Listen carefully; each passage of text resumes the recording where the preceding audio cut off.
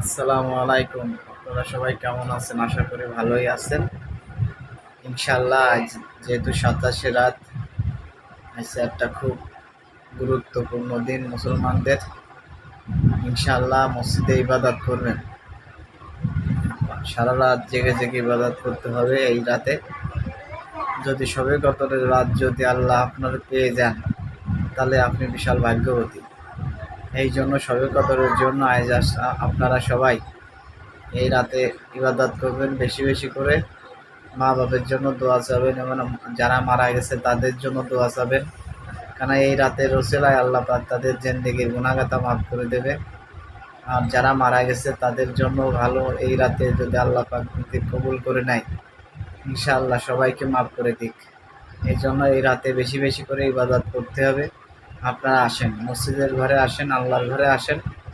ইনশাআল্লাহ আপনারা বাড়িতে বসে থাকবেন না, ইনশাআল্লাহ আপনারা সবাই নামাজ পড়তে আসবেন ইনশাআল্লাহ।